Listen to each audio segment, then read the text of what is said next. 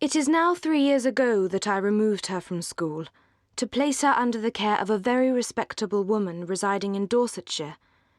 But last February, almost a 12-month back, she suddenly disappeared. I had allowed her, imprudently as since it turned out, to go to Bath with one of her young friends, who was attending her father there for his health. His daughter, with the most obstinate and ill-judged secrecy, would tell nothing, though she certainly knew all. Her father could give no information, for he had been generally confined to the house, while the girls were ranging over town and making what acquaintance they chose. In short, I could learn nothing but that she was gone. All the rest, for 8 long months, was left to conjecture. What I thought, what I feared, may be imagined, and what I suffered too. "Good heavens!" cried Elinor. "Could it be? Could Willoughby?" "The first news that reached me of her," he continued, "came in a letter from herself last October, and this was the reason of my leaving Barton so suddenly, which I believe gave offence to some. Little did Mr. Willoughby imagine, I suppose, when his looks censured me for incivility in breaking up the party, that I was called away to the relief of one whom he had made poor and miserable. He had left the girl whose youth and innocence he had seduced in a situation of the utmost distress. He had left her, promising to return. He neither returned, nor wrote, nor relieved her." "This is beyond everything!" exclaimed Elinor.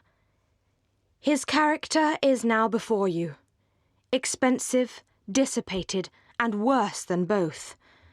Knowing all this, as I have now known it many weeks, guess what I must have felt on seeing your sister as fond of him as ever, and on being assured that she was to marry him. Guess what I must have felt for all your sakes. My behaviour must have seemed strange to you then, but now you will comprehend it. Use your own discretion in communicating to her what I have told you. You must know best what will be its effect." "Have you," Elinor asked after a short silence, "ever seen Mr. Willoughby since you left him at Barton?" "Yes," he replied gravely. "Once I have. One meeting was unavoidable." Elinor, startled by his manner, looked at him anxiously, saying, "What? Have you met him to—" "I could meet him no other way. Eliza confessed to me, though most reluctantly, the name of her lover, and when he returned to town, we met by appointment, he to defend, I to punish his conduct. We returned unwounded, and the meeting, therefore, never got abroad." Elinor sighed over the fancied necessity of this, but to a man and a soldier she presumed not to censure it. "Is she still in town?" "No. As soon as she recovered from lying in, for I found her near her delivery, I removed her and her child into the country, and there she remains." When the particulars of this conversation were repeated by Miss Dashwood to her sister, as they very soon were, the effect on her was not entirely such as the former had hoped to see. Not that Marianne appeared to distrust the truth of any part of it, for she listened to it all with the most steady and submissive attention. But though this behaviour assured Elinor that the conviction of his guilt was carried home to her mind, she did not see her less wretched. She felt the loss of Willoughby's character yet more heavily than she had felt the loss of his heart. His seduction and desertion of Miss Williams, the misery of that poor girl, and the doubt of what his designs might once have been on herself, preyed altogether so much on her spirits that she could not bring herself to speak of what she felt, even to Elinor.